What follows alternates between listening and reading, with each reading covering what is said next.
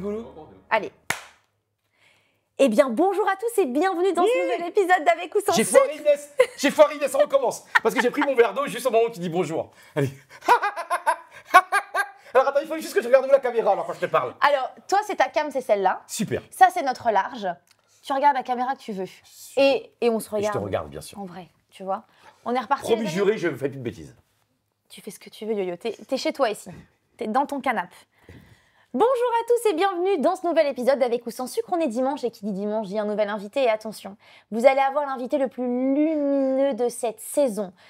C'est une personne en or, avec un cœur énorme.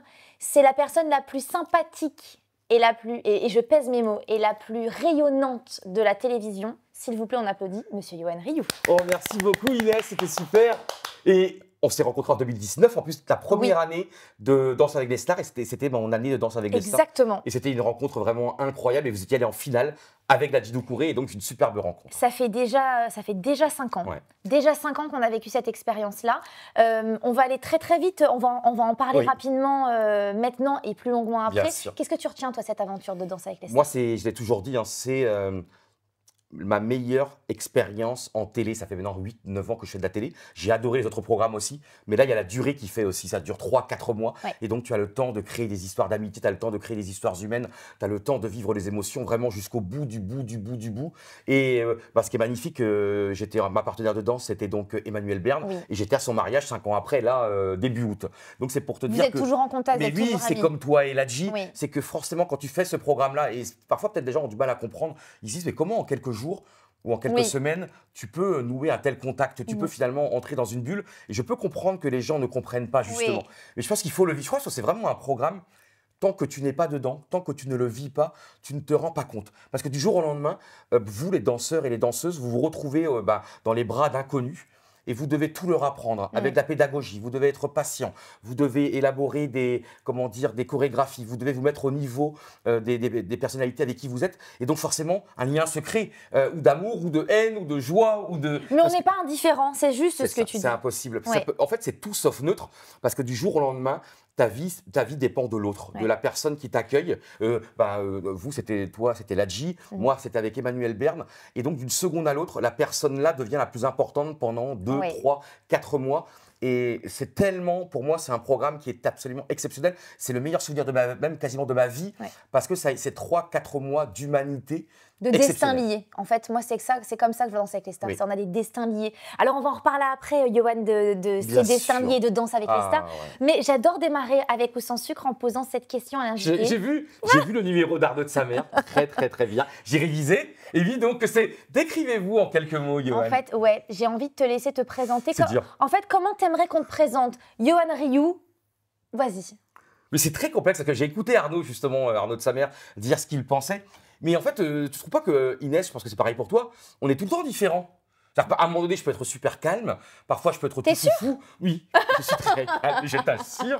Mais je t'assure que je suis très calme. Et c'est marrant parce que parfois on est tout fou, parfois on est tout calme, parfois on fait des idées un peu folles, parfois on est très pondéré, parfois on est très sage. Mais moi, ce que j'adore, c'est que même dans une journée, Inès, on peut changer de personnalité, on peut changer de caractère, on peut être différent en fonction des humeurs. Je dirais peut-être fou un petit peu, mais dans la vie, tu ne penses pas qu'il faut être un peu foufou dans la vie quand même? Je suis complètement d'accord avec toi. Il faut être audacieux. Tu vois, si moi j'avais à me décrire, j'aimerais pas qu'on… Alors, et pourtant, c'est ce qui arrive très régulièrement. Inès Vandamme, danseuse de Danse avec les stars. C'est la première chose qu'on dit sur moi. Et je crois que j'aimerais Inès Vandamme, jeune femme pétillante. En premier. Oui, tu vois que je comprends. Je ne suis pas que… Tu n'es pas qu'un homme de télévision. Oui. C'est ça, comme toi, tu n'es pas que les 4 mois où on te voit sur TF1 tous les vendredis ou samedis soirs. Exactement. Oui. Donc toi, Yoann Rioux, tu es quoi? Tu es qui? Mais un passionné, je pense, non? Voilà. Un passionné, ouais, vraiment. Et surtout, c'est que, je dis toujours, hein, Inès, je pense que c'est pareil pour toi, on a la chance de vivre de notre passion, de vivre avec notre passion. Moi, tout ce que je vis là en tant qu'adulte, je l'ai rêvé enfant. Par exemple, un petit exemple, quand j'étais petit, j'adorais le club de foot de l'AC Milan. C'est un club de foot qui est à Milan, qui est l'un des 2, 3, 4 plus grands clubs du monde. Et moi, j'étais fou amoureux de l'AC Milan. Quand j'étais petit, j'avais 10, 11, 12 ans, c'était la meilleure équipe du monde à l'époque. Donc, quand tu mettais TF1, les matchs de Coupe d'Europe le mardi soir, le mercredi soir, il y avait l'AC Milan. Et après, adulte, j'ai été envoyé spécial du journal L'Équipe en Italie pendant 7 ans. Ouais, et donc, j'ai vécu 4 ans à Turin, 3 ans à Milan. Et donc, pendant des années et des années, je suis allé dans l'immense stade de l'AC Milan, qui s'appelle le stade San Siro, qui est l'un des stades les plus beaux au monde, 80 000 personnes. Tu vois, vous, je ne sais pas quel est le plus grand lieu de danse au monde, un petit peu comme le Bolchoï peut-être, ou la Scala, ou l'Opéra Garnier. Ouais, il y en a plusieurs. Tu vois, c'est comme si toi, t'intégrais le ballet de Paris, l'Opéra Garnier. Et bien moi, pendant plusieurs années, ça a été un peu mon lieu de vie, quoi. Ça a été mon lieu de travail. Et donc, ça a été vivre à San Siro. Donc, peut-être pour les gens qui sont amoureux de toi, de la danse, peut-être qu'ils ne le connaissent pas, mais vraiment, vous tapez San Siro, vous verrez, c'est un stade qui est merveilleux. C'est vraiment une sorte de panthéon du football. Et j'ai eu, tu vois, donc le Milan AC, c'était mon enfance. C'était l'AC Milan, c'était mon enfance. C'était les posters plein ma chambre. Et après, à 25, 30 ans, 35 ans, ça a été ma vie de d'écrire sur eux. Ouais. C'est ça qui est incroyable. Et je pense que c'est pour ça que tu es si pétillant, si joyeux, si plein de vie, si agréable. Mais parce qu'Inès, c'est parce qu'on a de la chance aussi. Et il faut savoir reconnaître la chance que l'on a. Toi, j'imagine, Inès, toi, la danse, c'est quoi? C'est une passion d'enfance. Comment c'est né, toi, Inès? C'est toute ma vie. Voilà, la danse, Mais c'est est-ce toute qu'il y a eu ma un vie. déclic? Ma maman est prof de danse. Ah. Je dansais déjà quand j'étais dans son ventre, puisqu'elle dansait. Donc en fait, la danse s'est imposée dans ma vie, mais quand je dis c'est imposé sans regret, au contraire, tu vois, la danse est venue à moi assez naturellement. Et en fait, ce que j'aime dans ton discours, c'est que aujourd'hui, tu te rends compte que tu réalises tes rêves d'enfant. Alors justement, ton enfance, toi, elle ressemblait à quoi? Bah, une enfance, je pense, magique. Donc dans un petit port de pêche en Bretagne, Nord-Bretagne. Et vraiment, je trouve, c'était exceptionnel de l'affection, l'amour de mes parents. Et surtout, je pense, une tranquillité d'esprit. C'est-à-dire que vraiment, ma sœur et moi, on n'avait rien d'autre à faire que de grandir dans un cadre ouaté. Grande sœur ou petite sœur? Une sœur jumelle. Une sœur jumelle, née un 1er avril, sœur jumelle, est née dans une enfance, voilà, c'était vraiment la fin des années 70, début des années 80. C'était une sorte de joie permanente, c'est-à-dire que, je sais pas, j'ai l'impression peut-être moins de soucis qu'aujourd'hui, peut-être une sorte de... Insouciance. Une sorte d'insouciance. Mais vraiment, je pense que c'était une insouciance. Nous, on était heureux, on regardait le Club Dorothée, par récré à deux, quoi. Et surtout, c'est que la chance aussi d'avoir des parents aimants, c'est-à-dire que moi, fou amoureux de foot. Amoureux de foot. Et c'est une passion familiale, le foot? Comment c'est arrivé dans ta vie? Bien sûr, tout de suite, bah, évidemment. Enfin, tout de suite. Et j'ai eu de la chance que, moi je suis en 78, en 84, il y a Canal+, qui est né. Novembre 84. Et là, Canal+, ça vraiment, à l'époque, il n'y avait pas tant que ça de matchs de foot à la télé. Il y en avait même très très peu. Okay. Il y avait TF1, Antenne 2. Et là, Canal+, a commencé à montrer beaucoup de matchs de foot avec des magazines absolument extraordinaires. Et donc, j'ai eu de la chance d'avoir des parents qui tout de suite ont pris l'abonnement. Après, mes parents m'emmenaient au foot. J'ai eu la chance de jouer 2 ans à Guingamp, qui était un peu le grand club local. Donc, j'ai eu la chance d'y jouer. Et surtout, moi, mon bonheur, tu vois, c'était le samedi après-midi, vers 17h ou 18h. Mon père, il me disait, mais Yoann, ça te dirait pas d'aller au match ce soir à Guingamp? C'était 30 km de chez nous. Mais tu peux pas savoir déjà, Inès, j'avais 7, 8, 9 ans. Et la phrase de mon père le samedi vers 17 ou 18h, ça te dit d'aller au match ce soir. Et donc, c'est 30 bornes, c'est 30 km, mais c'est le voyage en voiture, c'est t'écoutes la radio. En attendant, c'est toi, c'est la transmission d'un amour, la transmission, le partage des émotions, le partage des sensations. Ma mère et mon père, pareil, qui m'accompagnaient au match de foot. Quand je jouais au foot, ils m'accompagnaient. Donc, une enfance, tu vois, Inès, très liée sur le partage, sur la transmission des émotions. Mes parents ont la chance incroyable de me donner la permission de regarder les matchs de foot. Peut-être beaucoup de parents disent non, maintenant il faut aller au lit à la mi-temps. Moi, j'avais la chance de vraiment de regarder. Et donc, dans un accompagnement, et il y avait un bonheur aussi parce que ma vie, c'est le foot à 99%. Et le samedi soir aussi, il y avait beaucoup moins de matchs de foot qu'à l'époque aujourd'hui. Ouais. Eh bien, il y avait, c'était la radio, le transistor. Et donc, tu peux savoir, cet objet magique de transistor, moi, c'était très européen quand j'étais petit. Il y avait un commentateur extraordinaire, Eugène Sacomano. Et donc, le samedi soir, c'était, quand on n'allait pas voir les matchs de foot, c'était la radio dans ma chambre. Et là, j'avais une balle de tennis. Et je jouais au foot avec la balle de tennis et j'écoutais, tu vois, tu avais le transistor qui était là et t'écoutais. Et donc, c'était la magie des ondes, le voyage, l'imaginaire. Mais quand t'en parles, j'ai l'impression que tu revis la scène. Oui, mais c'est tout simplement ce que je vis aujourd'hui. Aujourd'hui, je suis comme dans une cabine, mais c'est comme si, oui, en fait, t'as raison, en fait, j'ai l'impression vraiment que je suis le même que quand j'étais enfant, sauf qu'aujourd'hui, je n'écoute pas la radio, mais je suis celui qui est dans la radio, entre guillemets, mais c'est la même chose au bout du compte. Bien sûr. C'est toujours la même chose, et tu te rends compte, moi, mes grands-parents étaient agriculteurs, et mon grand-père avait construit un terrain de foot, un but dans un des champs. Et moi, je faisais le joueur, le commentateur, le spectateur, je faisais des actions, je commentais des matchs.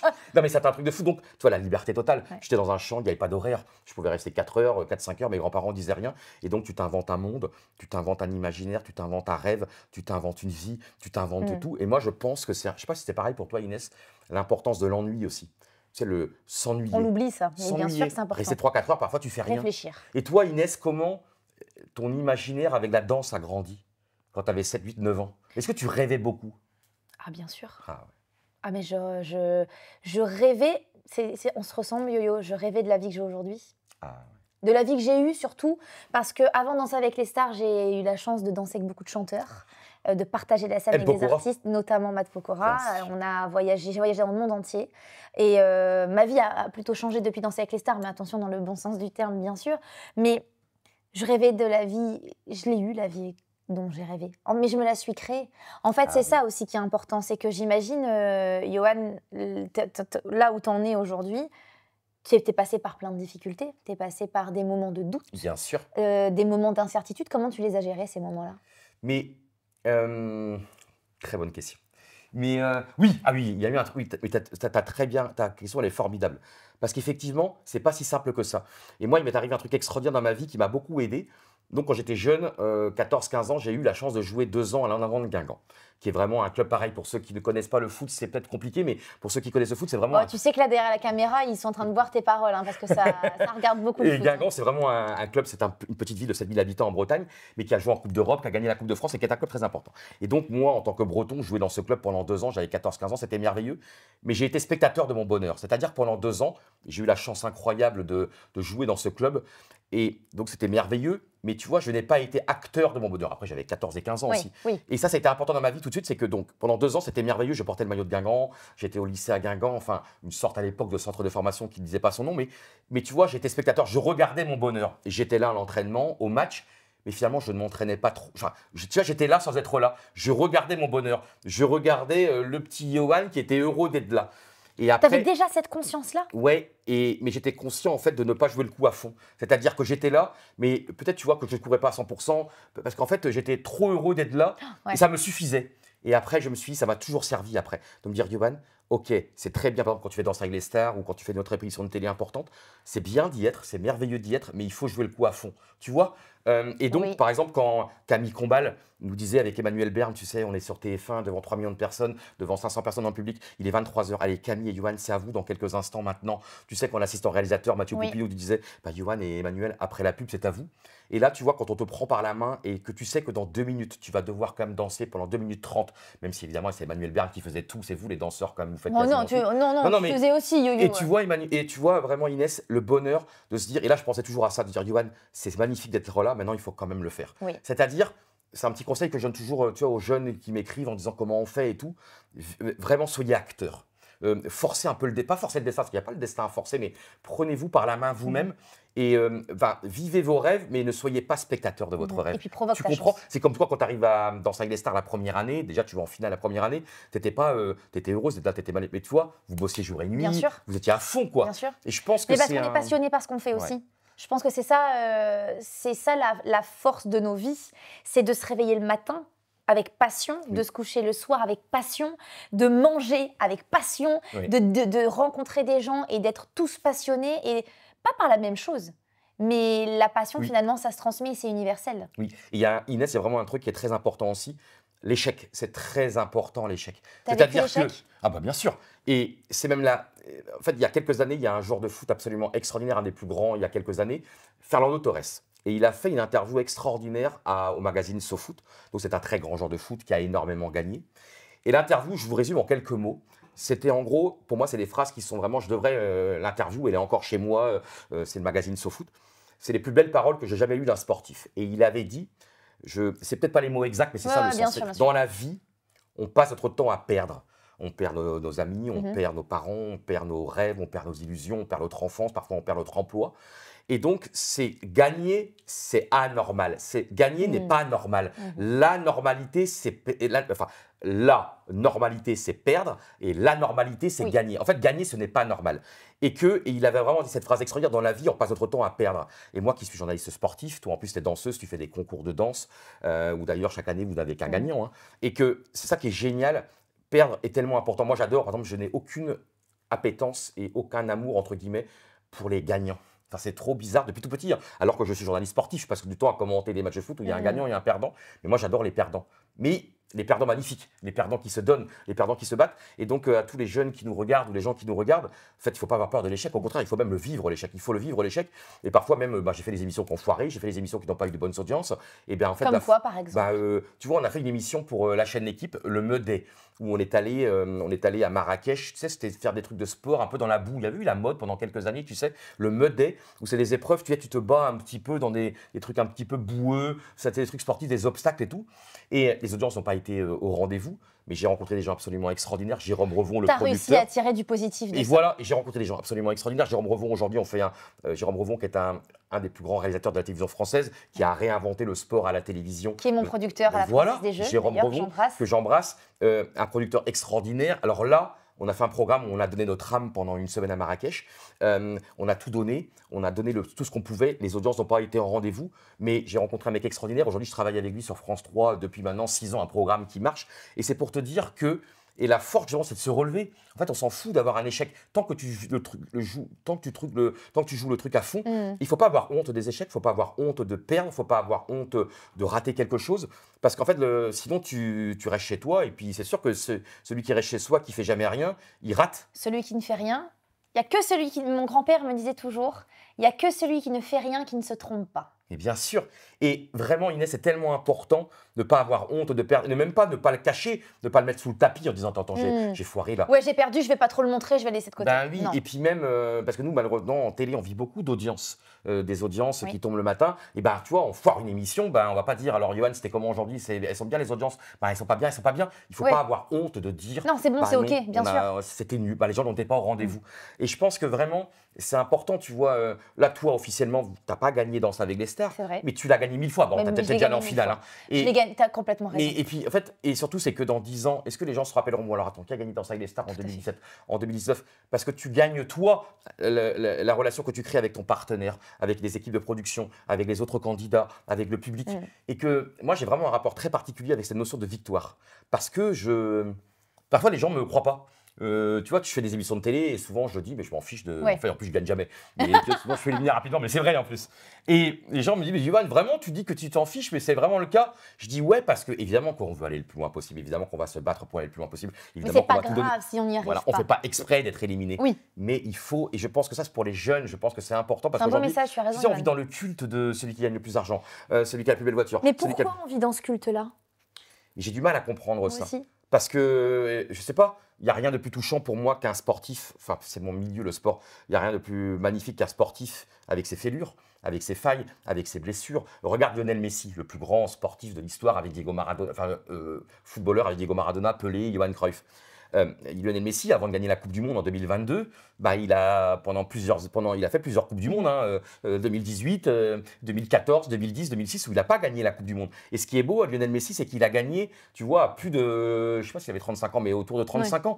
Et tu vois, il a 2006, 2010, 2014, 2010, et tu vois, il a remis le couvert à chaque fois. Et en C'est 2022, aussi intéressant ce que il a tu gagné. dis, pardon. Il n'y a pas d'âge pour réussir. Il n'y a surtout pas d'âge pour réussir.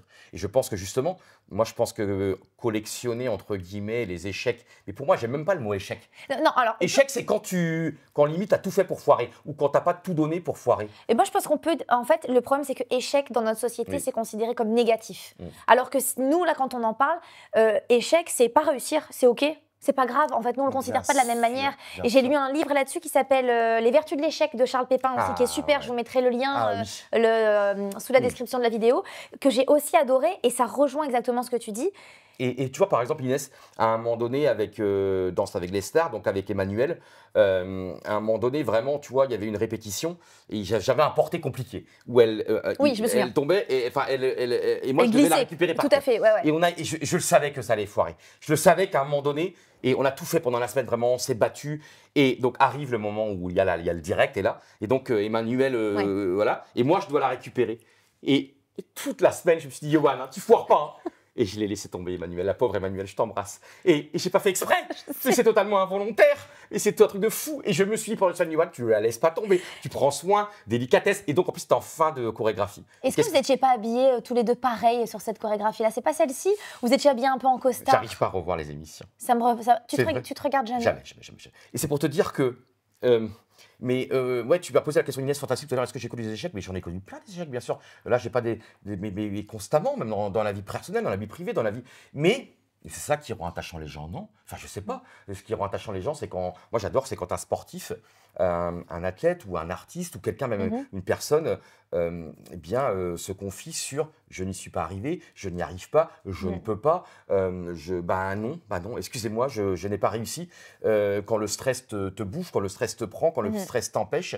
Et c'est tellement plus passionnant. Après, respect aux vainqueurs, évidemment. Non, mais bien sûr, mais moi j'aime les gens qui se donnent des objectifs et qui donnent tout pour les atteindre. Si tu ne les atteins pas, mais que tu as tout donné pour y arriver, Mm. pour moi, tu as rempli ta part du contrat. Ouais. Mais Inès, même, je suis même étonné. Tu sais, on parle beaucoup en ce moment de burn-out, de santé mentale, dans le sport notamment et dans la vraie vie aussi de tous les jours. Et je suis même étonné que souvent, ben, on y arrive malgré tout.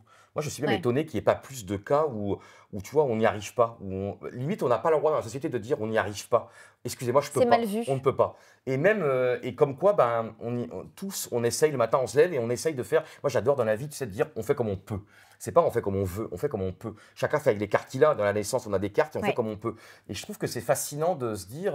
Moi, j'adore cette phrase ben, je fais comme je peux. Tu sais, souvent, on a des objectifs, hein, où on nous dit, bon, il faut faire ci, il faut faire ça. Mais moi, souvent, j'ai envie de répondre, ben, je vais faire comme je peux, quoi, Mm. d'abord, non? Ta vie, elle ressemble à quoi aujourd'hui, Yo-Yo? Je suis vraiment heureux parce que, déjà, j'ai 46 ans et je vis de mes rêves. Je vis de mes rêves. J'ai eu de la chance de, tu vois, grâce à ma passion, j'ai déjà vécu 7 ans en Italie. Moi, c'est très marquant, hein, parce que vraiment, ça a été 7 ans merveilleux. C'est-à-dire qu'en janvier 2005, on me dit, Johan, mi-janvier 2005, on me convoque dans un bureau, Johan, est-ce que dans 2 semaines, ça te dit d'aller être en Italie, d'aller vivre en Italie, voilà, pendant un an et demi, on verra. Et donc, Tu dis oui tout de suite? j'ai dit oui tout de suite. J'ai dit oui tout de suite. Mais moi, Pourquoi je dis tu souvent dis oui oui tout de tout de suite. suite? Bah, parce que tout simplement, t'imagines, j'étais très jeune à l'époque et là on me dit, le journal L'équipe me dit, Johan, on te propose d'aller en Italie. En Italie, c'est le pays Ouais. du foot, c'est le pays de la religion où c'est le foot. Moi, je ne parlais pas un mot d'italien. Et ben, mais en fait, Mais tu saisis ta chance. et pourquoi j'aurais dit non d'ailleurs? Et ce qui Parce est que extraordinaire, peut-être que tu aurais pu avoir peur de lâcher ta vie ouais, ici, tu vois, de te ouais, dire je recommence tout à zéro. mais tu as raison Inès, mais tu peux pas savoir le bonheur. Donc en fait, je peux rien toute ma vie, hein. Donc fin janvier 2005, je prends ma voiture et pour faire le déménagement, il fallait partir quoi. Donc je prends la voiture, je traverse la France, le tunnel du Fréjus pour arriver en Italie. Et tout de suite, je t'assure, je ne connaissais pas du tout ce pays, je n'étais jamais allé en Italie, je ne parlais pas un mot d'italien. Et Oh, tout de suite, t'as pas peur? non, et tout de suite, je suis tombé amoureux de l'Italie, du pays, des gens. Et tu te rends compte, ça devait durer un an. Après, on m'avait dit, bon, Johan, un an et demi. Et ça a duré 7 ans. Et en parlant encore, Inès, de la passion, de l'amour, de la vie, moi, quand j'étais petit, mon idole de jeunesse, c'était évidemment Michel Platini, qui est un des plus Hmm. grands sportifs de l'histoire de France. Et Michel Platini, il avait joué à Turin, donc pendant 5 ans, 82-87. Et moi, c'était l'idole de mon enfance absolue, quoi. Et tu te rends compte, j'ai vécu. Et là, on me dit, Johan, parce que quand je vais vivre en Italie, c'est à Turin à l'époque. J'ai fait 4 ans Turin, puis 3 ans Milan. Et je me dis, tu vois, la première nuit, voilà, je suis à l'hôtel les premières nuits avant de trouver l'appartement à Turin. Et tu te rends compte, je me suis dit, Johan, tu es en train de dormir, ça y est, ta Hmm. vie maintenant, ça va être dans la ville de Michel Platini. Parce que Michel Platini, encore à Turin, aujourd'hui, 25 ou 30 ans plus tard, c'est toujours un dieu vivant, c'est toujours l'homme qui a changé la face de la ville de Turin, du club de la Juventus de Turin, de la Juventus Turin, pardon. Et moi, tu vois, encore une fois, ma vie adulte, bah, c'était la prolongation de mon enfance. C'est un truc de fou, ça, quand même. Ouais, c'est un truc de dingue. Tu l'as rencontré, rassure-moi. Mais Michel Platini, jamais. Mais un jour, on m'a dit, Non. France Football me dit, Johan, vraiment, fais un reportage sur, enfin, raconte la ville de Turin, je crois que c'était les 25 ans après Turin. C'est quoi Turin, 25 ans après Platini? Raconte-nous Platini vu par les Turinois Ouais, aujourd'hui. ouais. Donc j'étais allé là où il avait habité, les gens avec qui il était ami, le restaurant où il allait toujours. Et donc ça m'a permis de faire un pèlerinage, tu vois. Oh, waouh. Et vraiment, et souvent aussi, c'est un petit conseil que je donne aux jeunes, parce que j'ai vécu cette expérience incroyable de 7 ans à l'étranger. Je dis toujours aux jeunes, par exemple, vous avez le bac, partez à l'étranger. Partez à l'étranger parce que vous avez le bac, vous avez 18 ou 19 ans. Vous avez le temps. Vous avez le temps. C'est maintenant. Et donc, profitez-en, partez. Mais n'importe où dans le monde. Et puis d'ailleurs, vous arriverez toujours à trouver un petit boulot, un petit job, serveur et tout, mais partez. Mm. Et je pense que c'est très important aussi de partir à l'étranger. Pour la culture? Prendre du temps pour soi aussi, Inès. Parce qu'en fait, on a toute la vie pour travailler. Donc, quand tu as 18 ou... Partez, faites-vous vos expériences. Toi, Inès, est-ce que tu as connu une expérience à l'étranger? Écoute, non. J'aurais beaucoup aimé. On m'a proposé de passer le casting et de potentiellement d'intégrer la troupe du Cirque du Soleil à Vegas. Et je vais être très honnête, je venais d'arriver à Paris. Ah oui. Je venais d'emménager, ça faisait 2 mois et je me suis dit, mais attendez, mais j'ai eu peur. Et on Ah, me l'a... t'as eu peur, J'ai ouais. eu peur, j'ai eu peur. Et on me l'a reproposé lorsque je venais de signer mon contrat de tourner avec Matt Pokora. Et je me suis dit, je ne peux pas passer à côté de cette opportunité et je suis trop contente. Donc non, j'ai pas vécu d'expérience à l'étranger, mais je te rejoins dans le sens où effectivement, si on a la possibilité de le faire, foncez. Ouais, Foncez pour découvrir de nouvelles cultures. bien sûr. Parler d'autres langues aussi, je pense que c'est hyper intéressant. Découvrir le monde en fait, parce Ouais. qu'une vie, je pense qu'on n'en a qu'une.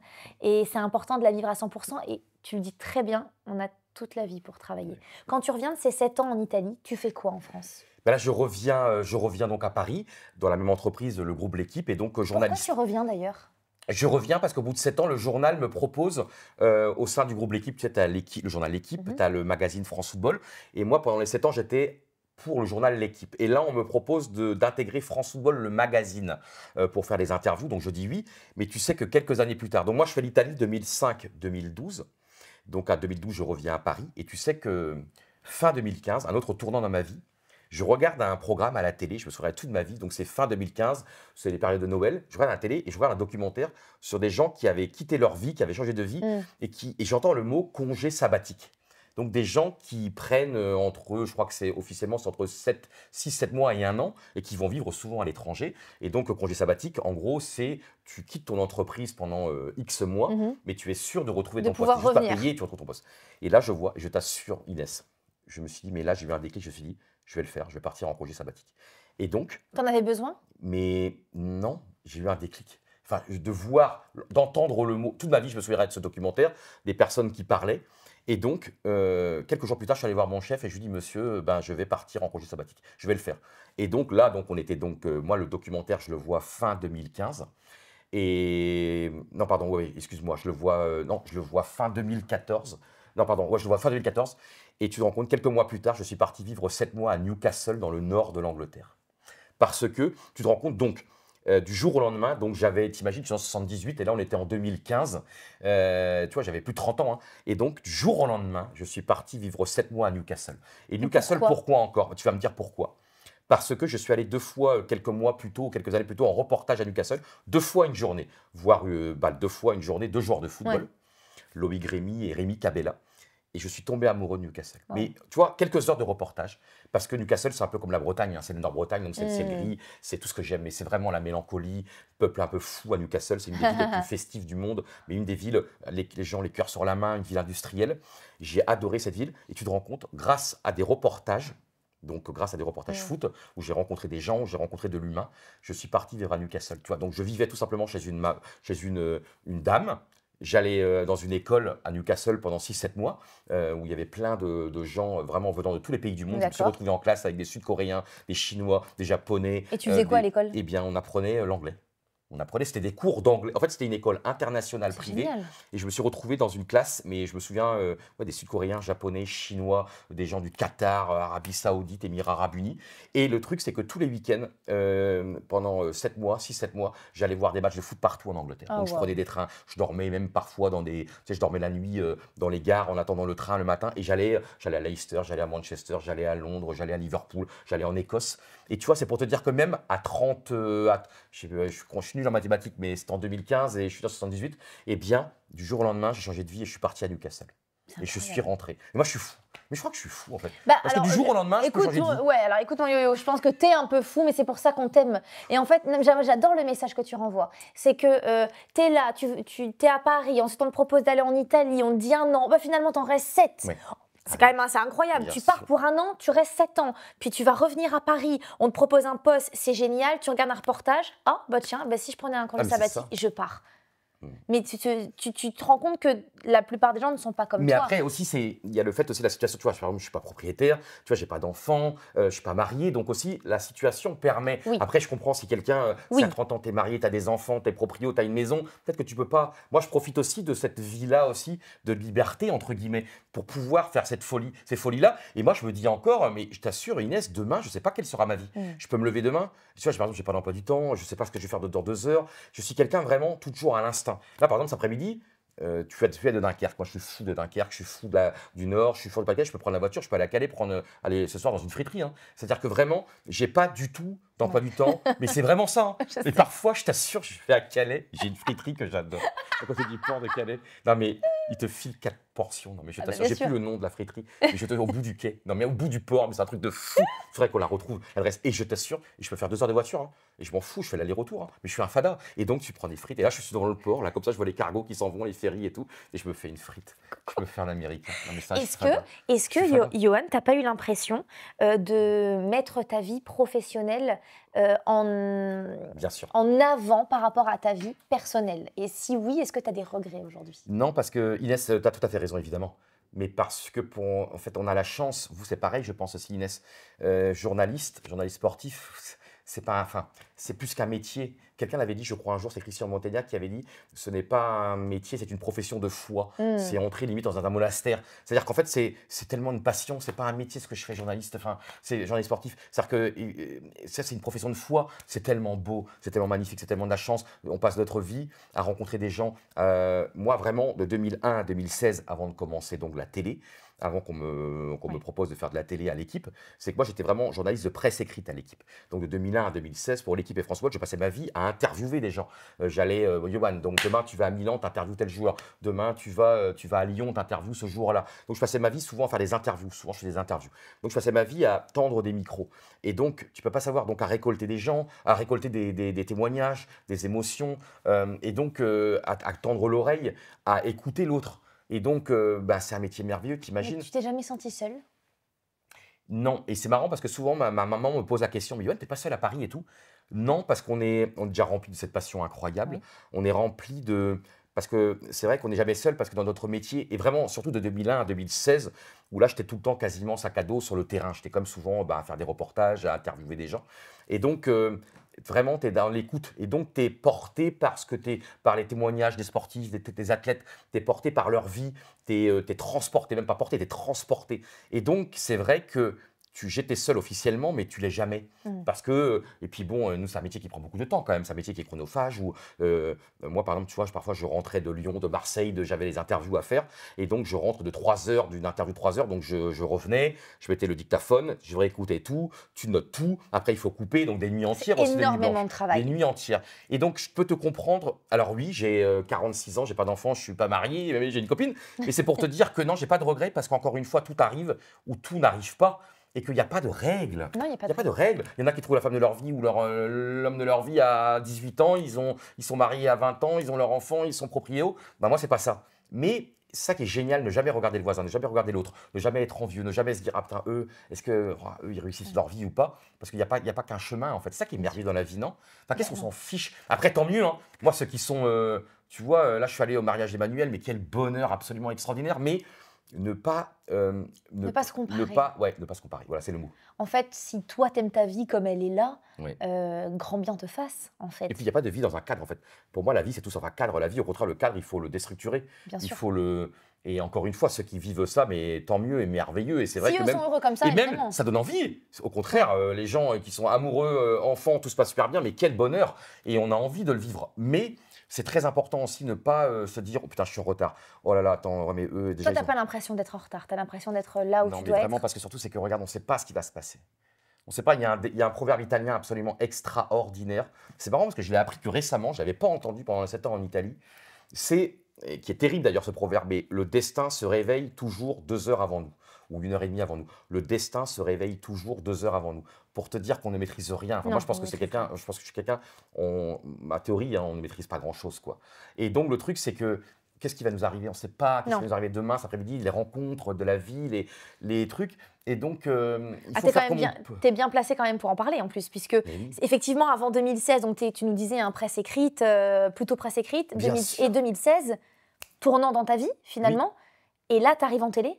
Mais oui, et là, on me dit un jour vraiment, bah, Johan, en fait, on va créer un truc, là, on va commenter des matchs, mais entre guillemets, sans les images. Donc, c'est-à-dire tu vas commenter des matchs, toi, tu verras l'écran de télé, mais les gens devant n'auront pas les images. Parce que tu sais, c'est très très dur aujourd'hui pour les gens. Il y a une crise économique énorme. Et aujourd'hui, pour voir des matchs de foot, il faut 50 000 abonnements. Tout à fait. Quand on te pitche ça, tu dis quoi? Tu dis c'est génial, j'adore l'idée ou c'est pas fait pour moi? J'ai dit, je me souviens vraiment, hein, c'est Marc Lass, un des chefs de l'équipe, un des patrons, qui me dit, Johan, ça te dit, dans quelques jours, là, il va y avoir un match, tu seras dans une cabine, tu vas le commenter. J'avais jamais commenté un match de foot, j'avais jamais été dans une cabine. Alors, je faisais quelques émissions de télé, mais c'était vraiment à l'équipe, mais de chroniqueurs, donc de tranquille. Hein. Et là, vraiment, on te propose un truc, et ça fait 8 ans que ça dure. À ton avis, pourquoi on te propose ça à toi? Alors là, vraiment, je ne sais pas, parce que c'est le hasard, parce que je suis vraiment en presse écrite à ce moment-là. Je fais vraiment une petite émission de télé comme chroniqueur, mais de temps en temps, comme il y en a 10 000 en France qui font ça. Et là, c'est vraiment un couloir, mais c'est pour te dire encore une fois que là, ce jour-là, la vie a changé. Tu vois que c'est génial, Inès. Et toi, tu as pensé quoi? Toi, tu as vécu quoi, Inès, quand tu as eu le coup de fil pour Danser avec les stars?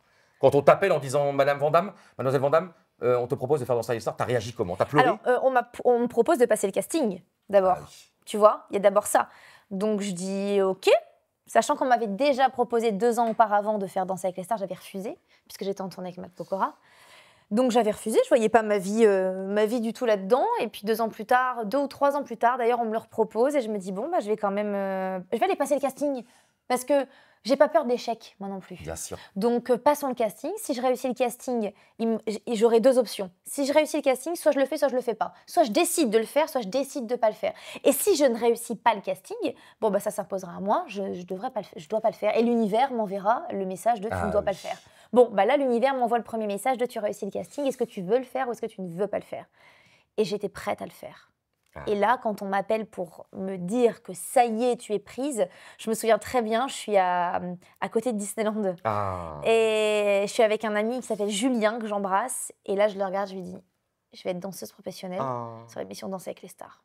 Et t'as pleuré ou pas? Les larmes sont venues? Je crois pas. En fait, j'en revenais pas. Ah oui. Tu sais, le truc où c'est un peu lunaire. Et t'as déjà dû vivre ça dans ta vie. Oui, et comme Inès, t'avais pas eu envie de même le soir. Moi, c'est très important ça de fêter les bons moments aussi. Ah si. T'as fait un beau resto, un petit verre, si. avec ta maman, avec eux. Alors malheureusement, ma maman n'habite pas à côté de chez moi, donc c'est un peu compliqué. Mais bien sûr, avec mes amis, tout de suite, on se réunit et on vit ça ensemble parce que je pense qu'on se rejoint là-dessus. Pour moi, la vie, c'est une aventure qui doit être partagée. Je ne fête rien seule. Je ne suis jamais seule, ni dans les bons, ni dans les mauvais moments. Ah oui. J'ai de la chance d'être très bien entourée. Est-ce que c'est ton cas aussi? Oui, mais juste pour revenir, parce que c'est tellement un moment qui a changé ta vie, t'as pas eu les larmes alors? Je crois pas. Ah ouais. En fait, j'ai été déstabilisée. J'ai fait waouh. Alors attends. En fait, j'ai tout de suite pris le contre-coup. Je me suis dit ok, alors dans ce cas-là, il faut que je me prépare. Et puis il va falloir faire ci. Et c'est dans 2 mois. On était en juillet. Ah, ouais. On démarrait en septembre. On a démarré la même saison, toi et moi, Johan. Ouais. Donc si je dis pas de bêtises. Non, je ne vais pas dire de bêtises, puisque je me souviens très bien que le premier prime, c'était le 20 septembre 2019. Oui, on avait dû démarrer les entraînements 3 semaines avant. À l'époque, donc on a dû démarrer début septembre. Oui, c'est ça. Donc en fait, en 1 mois et demi... Ouais, tout est allé vite, tout s'est précipité dans ta vie. Exactement. Tu vois. Mais ça a changé ta vie, ce jour-là, le coup de fil change ta vie. Alors, le coup de fil change littéralement ma vie. Et toi? Mais toi, attends Inès encore. Oh non, mais non, c'est toi. T'es passionnante Inès, mais c'est très intéressant. Et toi, parce qu'on parle de rêves, beaucoup de rêves d'enfance, de rêves pour la vie adulte, prolongation de notre enfance. Est-ce que tu as un rêve aujourd'hui? Oui. Ah, purée. J'ai toujours des rêves. Professionnel ou perso? Bah justement, les 2. J'ai le rêve de construire une famille. Mais au-delà de construire une famille, c'est d'être et de rendre ma famille la plus heureuse possible. C'est-à-dire d'avoir quelqu'un qui va vivre à mes côtés et qui me regardera tous les matins en se disant mais quelle chance j'ai d'être avec cette femme-là. Mais je donnerai tout pour que ça arrive, tu vois. Parce que vous avez l'amour du public. Quand vous dansez devant plus de 3 millions de personnes sur TF1 pendant 4 mois, c'est un truc de dingue. Oui. Et comment tu te sens, tu sais, dans le taxi quand ils vous ramènent le vendredi soir ou le samedi soir à minuit et demi, quand le prime c'est fini, il y a eu 3 heures d'adrénaline, de concurrence, entre guillemets, d'attente du public. Et comment tu le vis ce moment-là? Alors, je vis ce moment, pas dans le taxi, justement, je rentre toute seule. C'est-à-dire que je ne prends pas de chauffeur. Je rentre par mes propres moyens parce que j'ai besoin d'avoir ma bulle. Toute seule, sans personne. Parce que même si tu connais pas le chauffeur de taxi, tu es quand même avec quelqu'un. Donc, moi, je rentre seule avec mon scooter ou avec ma voiture. Et là, j'habite pas très loin des studios, donc je mets 20 minutes et j'ai 20 minutes pour me refaire le film de ce qui s'est passé. Mais surtout, quand je franchis la porte de chez moi, pour me dire, je retrouve une vie normale. Et c'est ça. J'étais devant 3 millions de téléspectateurs. Là, maintenant, je vais faire comme tout le monde. Le matin, je vais faire ma machine. Je vais préparer le petit-déj, parce que ma famille dort là, généralement, pendant les primes. Ouais. Et je vais appeler mes amis demain pour demander si on peut aller bruncher et si on peut éviter de parler de Danse avec les stars. Et tu vois que Si c'est on veut. vertigineux, ce décalage-là. Moi, j'avais adoré ça à l'époque. Oui, Ce décalage-là, où tu as le samedi où ça démarre très très tôt, ou le Oui. vendredi, parce que je sais c'est plus le quand vendredi, nous, maintenant. Mais Ouais, non, nous, c'est le nous, vendredi. nous, ensemble, c'était le C'était samedi. Tu vois, tu arrives tôt le vendredi matin, là, ce formidable studio, et tu as toute la journée, ça monte, ça monte, ça monte, et le soir, tu as l'amour des gens, tu as vu, il y a plein de public, et Oui. tu trouves pas que c'est vertigineux. Ben, au revoir les copains, à demain Oui. ou à lundi. Oui. Et là, tu es seul. Et tu rentres chez toi, il n'y a plus personne. Et Tu tu l'as crois mal vécu, toi, ça? Ah non, moi j'adore ça. J'adore les deux. C'est facile, tu vois que c'est fantastique. Mais mélancolie, nostalgie, mélancolie et même la nostalgie de ce qui s'est passé quelques heures auparavant. C'est pas même pas la nostalgie d'il y a. Tu trouves pas que c'est génial ce sentiment-là? Et toi, t'adores ça aussi alors? Moi, j'adore. Moi, j'adore, mais moi, je le vis depuis toujours, puisque quand j'étais en tournée avec les artistes, c'est ce que je vivais. J'étais devant 5-6 000 personnes tous les soirs dans des zéniths qui crient, alors qui crient le nom de l'artiste, parce qu'on Ouais. n'est pas venu pour voir les danseurs, mais finalement, nous, on fait partie de ce truc. Et je rentrais dans ma chambre d'hôtel et j'entendais encore les gens hurler. Et là, j'ouvrais les yeux, j'étais toute seule. Et là, le choc, Ouais. c'est Il faut vertigineux. être fort là. Il faut être très fort. Et c'est comme ça que je me suis construite. J'ai eu des moments où je me suis mise à pleurer et à me dire oh, mais j'étais devant mais tellement de gens. Ah, Je ouais. comprends, qu'est-ce qui m'arrive? Tu te réveilles la nuit, Oui. tu sais plus où poser ton téléphone parce que tu changes de chambre d'hôtel tous les jours. Tu te dis à quoi ressemble ma vie?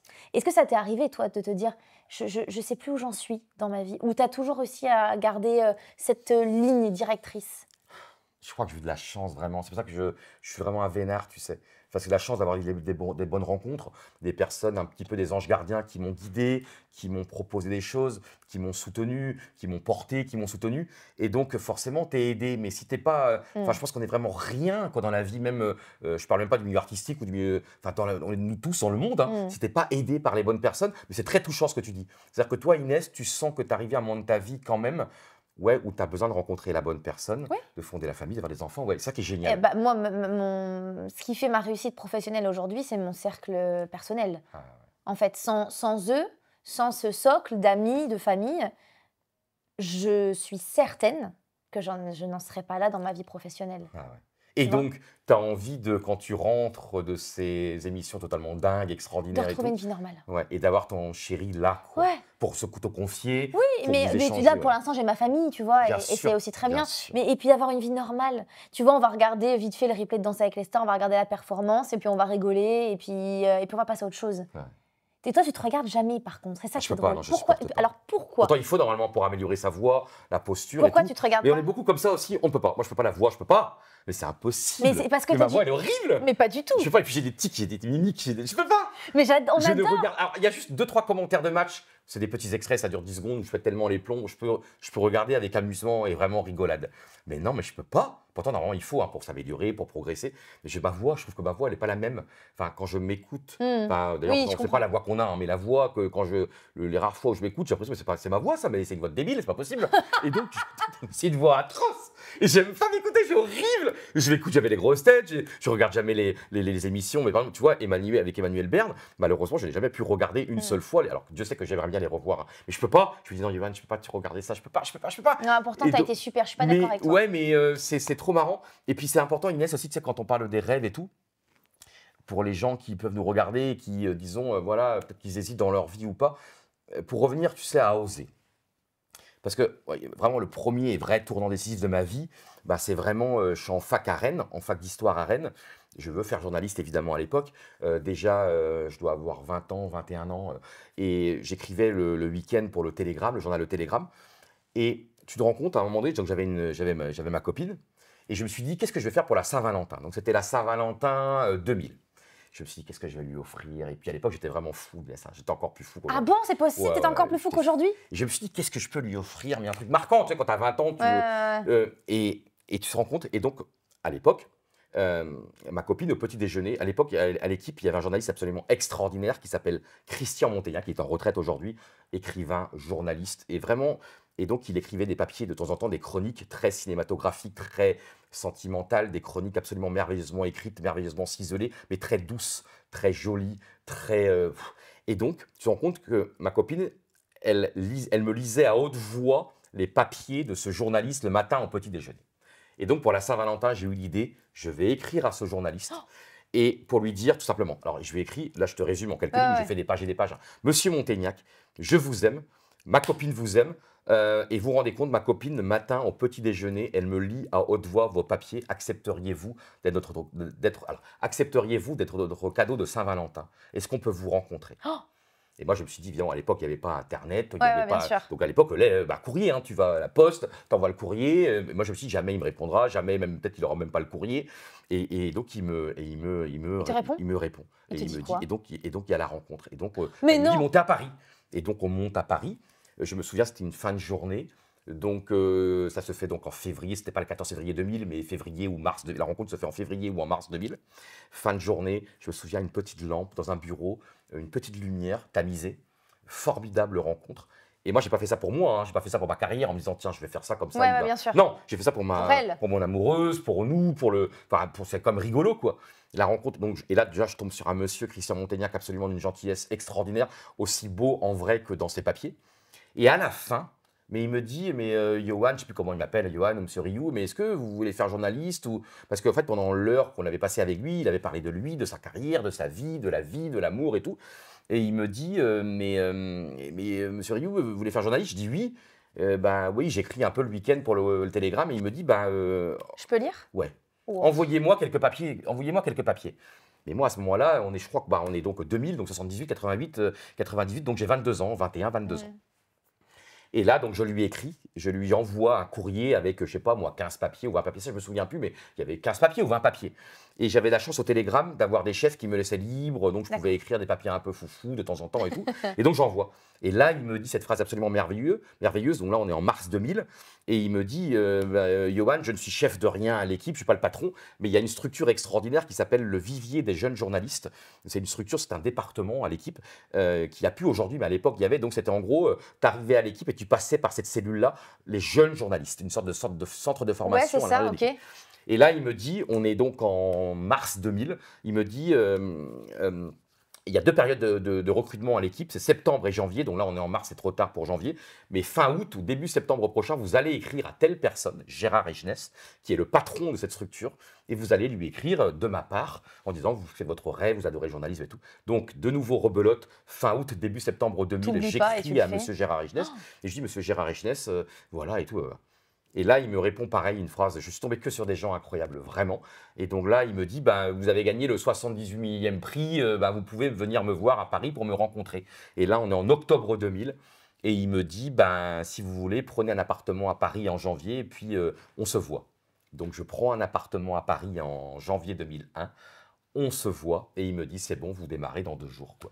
Tu te rends compte? Donc je me dis que grâce à une histoire d'amour, grâce à une Saint-Valentin, grâce à un petit coup de folie, quoi, un cadeau finalement. Un gros coup de folie. Et bien, je suis à l'équipe, et ça fait 23 ans que ça dure, hein, puisque c'était, j'envoie la lettre en février 2000, j'arrive à l'équipe en janvier 2001, et on est en 2024, et je suis toujours à l'équipe. Tu vois, grâce à une histoire d'amour, grâce à un coup de folie, grâce à un coup d'audace, et souvent je me dis, Johan, ne perds pas ça. Tu sais, ne perds pas. Ne perds pas. Si tu as envie, fais-le. Si tu as envie d'écrire à quelqu'un, fais-le. Si tu aimes quelqu'un, dis-lui que tu l'aimes. Bien sûr. Dis-lui, tu vois, il y a quelques années, par exemple, il y a une journaliste au Monde qui est extraordinaire. Elle s'appelle Annick Cogent. Donc Le Monde, peut-être l'un des plus grands, l'un des plus prestigieux un journal absolument prestigieux dans le monde. Annick Cogent, elle écrit des papiers absolument extraordinaires. Eh bien, je lui ai écrit. Je lui ai dit, Madame Cogent, vous avez une écriture absolument incroyable. Eh bien, on s'est rencontrés. On s'est vu une fois, on a pris un café ensemble, quoi. Et je lui ai écrit, je me souviens, je lui ai dit, Madame Cogent, vous avez une écriture qui me bouleverse. Vous faites des interviews absolument incroyables dans ce journal Le Monde. Vous êtes incroyable, elle est bretonne, vous êtes inspirante. T'as ouvert ton cœur. Mais oui. Aujourd'hui, tu es toujours aussi heureux à l'équipe? Ah ouais, mais je suis heureux vraiment parce que... On te laisse faire? Mais ouais, tant qu'on est en liberté, par exemple, tu vois, de rencontrer des gens. Là, on a fait, il y a quelques jours, VTEP avec Arthur. Oui. Mais quand tu rencontres des gens comme Arthur, ça fait 40 ans qu'il est là. Ouais. Et tu vois qu'il est adorable, Ouais. gentil, courtois, humain. Pareil avec Laurent Ruquier, je fais les grossettes depuis 2019, ça fait maintenant 5 ans. Et vraiment, quand tu rencontres des gens, quand tu travailles avec des gens comme Arthur et Laurent Ruquier, ça fait 30 ou 40 ans qu'ils sont dans le milieu. On sait très bien que c'est les patrons. Qui n'est pas simple. Et tu te rends compte, la gentillesse, la cordialité, ils te donnent la chance, ils te donnent une chance. Ils te disent surtout pas quoi faire, ils te disent, Johan, sois toi-même. Jamais Arthur ni Laurent Ruquier m'ont dit, à part Laurent Ruquier, le petit mot qu'il m'a dit le matin avant la première émission, c'est Yoann, ramenez-la. Tu sais, c'est vraiment, je n'ai qu'un seul mot d'ordre à vous dire, ramenez-la pendant l'émission. C'est génial, N'ayez pas peur, ramenez-la. C'est génial d'avoir ce conseil. Et je me dis que quand, toi Inès, c'est pareil, quand tu travailles à TF1, tu rencontres des gens qui sont des professionnels absolument incroyables. Eh bien, quand tu as la chance de rencontrer, parce que moi, je suis un enfant de la télé. Tu vois, je suis vraiment un enfant des années 80. La télé, c'est mythique pour moi. Je suis un enfant de la télé. Et de rencontrer des gens, mais comme moi, ça m'émeut énormément. Hein. Et quand je travaille avec Arthur, et encore c'est un grand mot, travailler, mais de vivre, de participer à des émissions avec Arthur et Laurent Ruquier, et même, je dirais la même chose, même si demain il me virait, même si demain il me ferait pas appel à moi. Bien sûr. Mais tu vois, Laurent Ruquier, par exemple, pour te montrer qui il est, fin juin, donc à la fin de chaque saison, il invite toutes les grosses têtes pour un voyage à l'étranger. Oh. Donc, on a vécu Londres pendant 4-5 jours. On a vécu, il y a quelques années, Vienne en Autriche. Il y a eu une année à Athènes. Malheureusement, j'ai eu un labago la veille, je n'ai pas pu y aller. Et donc, il nous a invités chez lui également en Normandie pendant un week-end. C'est pour te dire, tu imagines un peu la générosité, l'altruisme. C'est-à-dire qu'en fait, c'est quelqu'un pour finir la saison en beauté. Là, il nous a invités, par exemple, en juin. Il nous a dit, allez, on fait une soirée bowling. C'est-à-dire que tu vois, le cœur sur la main, la générosité, l'humanité. Et tu te dis que nous, tu vois, on est forcément beaucoup plus petits, tu vois. De rencontrer ces gens-là qui te donnent leur cœur, qui te donnent leur âme, qui te donnent tout, alors qu'ils auraient peut-être autre chose à faire. Hein. Et ben, est-ce que tu te dis pas, ils me le donnent parce que aussi, moi, je leur donne beaucoup? Ah non, parce que je pense que vraiment, ils ne sont pas obligés. Non, ils ne sont pas obligés, mais ils ont en face d'eux certainement ils ont choisi leur équipe et ils ont aussi certainement des gens qui leur ressemblent. Je sais. Tu vois, je pense que quand tu construis une équipe, tu as envie de construire une équipe qui va fonctionner, évidemment, parce qu'on fait de la télé ou de la radio, donc qui va fonctionner pour ça, mais aussi qui va fonctionner au niveau humain. Oui. Et la première fois qu'on te propose de participer aux grosses têtes, on te dit quoi? On t'appelle et on te dit Yoann Rioux, est-ce que vous mais c'est une voulez histoire de venir, dingue, Inès, encore. J'ai vraiment la mémoire des dates. Donc, février 2019. Et en fait, juste avant ton aventure Danse avec les stars, d'ailleurs. En février 2019, d'abord, il y a Danse avec les stars m'appelle pour passer le casting. Et d'ailleurs, je t'ai raconté l'anecdote avant de commencer l'émission, c'est que pareil, j'y crois pas. Donc, une dame extraordinaire m'appelle. Zaya, que j'embrasse d'amour. Elle m'appelle. Et moi, je suis dans une rue à ce moment-là, je sais plus où. Et elle me dit, bon, monsieur Rioux, voilà, on a pensé à vous pour passer Est-ce que ça vous dit de passer un casting de Danse avec les stars? Et moi, franchement, je m'énerve. Je dis, mais madame, arrêtez vos bêtises et tout. Et souvent, j'en rigole avec elle maintenant. Mais arrêtez vos bêtises. Mais non, mais c'est pas drôle, c'est une blague. Arrêtez de me faire cette blague-là. Pourquoi tu crois que c'est une blague? Parce que moi, je crois que c'est une connerie, tu vois. Je me suis dit, mais moi, Danse avec les stars, regarde-moi. Mais parce que tu es déjà devenue une personnalité publique à ce moment-là. Pas trop, je t'assure, à ce moment-là. Non, parce qu'on est vraiment février 2019 et vraiment, non. J'ai vraiment cette niche, entre guillemets, des passionnés de foot sur la chaîne L'équipe. Et je t'assure, mais j'y crois pas. Et je lui dis, mais prouvez-moi. Et je me rappelle, je lui dis, mais madame, prouvez-moi que c'est vrai, prouvez-moi que c'est pas des bêtises. Et elle me dit, je connais une personne que vous connaissez. Et je dis, ouais, mais prouvez-moi quand même que vous le connaissez et tout. Et là, elle me prouve ça au téléphone. Et donc, je l'embrasse vraiment parce qu'elle a changé ma vie. Hein. Et donc, je dis, ouais, c'est bon, je peux vous faire confiance, c'est bon. Donc, comment on fait? Elle me dit, je vous rappelle. Et donc, tu rencontres. Et donc, voilà. Et à un moment donné, il va y avoir un grand match de foot donc, en février 2019, 8e de finale de Ligue des Champions. C'est Lyon qui va jouer, le club de Lyon qui va jouer contre le grand club de Barcelone. Et le matin, moi, je réponds jamais, normalement, je suis un peu allergique au téléphone, je réponds jamais au numéro. Je réponds jamais au téléphone quasiment. Et là, je vois un numéro masqué, je pense. Et là, pourtant, je réponds. Et c'est quelqu'un qui me dit, je suis un collaborateur de Laurent Ruquier, je travaille aux grosses têtes. Là, en ce moment, on fait un enregistrement des grosses têtes pour tout à l'heure. Il va y avoir une question sur vous. Est-ce que vous pourriez, à la fin de la question, être au bout du fil? Parce que Laurent va poser une question. Et la question, en gros, c'était, je crois que c'était Yoann Rioux va commenter un match de foot ce soir, mais il est bizarre, il a une particularité. Quelle est sa particularité? La particularité, c'est de commenter. Alors qu'il n'y a pas. D'accord, j'ai compris. Et donc, j'interviens. Et donc, à la fin, l'appel. Bonjour, monsieur Rioux, Yoann, vous êtes là au téléphone? Oui. Et là, mon téléphone tombe en panne. Donc, le téléphone, il s'arrête. Mais non! Je le rallume et moi, je pense que je vais tomber avec peut-être la maintenance de RTL ou un technicien de RTL, quoi. Moi, je dis, excusez-moi, là, je suis désolé, mon téléphone est tombé en panne, je sais pas quoi et tout. Et donc là, éclat de rire général parce que finalement, on était en direct. Et là, je sais pas, je crois que ça dure peut-être 5 minutes ou 4 minutes et je t'assure, je rigole, 99%, j'ai un fou rire. Mais je te connais. Je ne peux pas y croire. Laurent Ruquier qui m'appelle. Mais moi, Laurent Ruquier, c'est mon enfance, c'est mon adolescence, j'ai toujours vu à la télé Laurent Ruquier.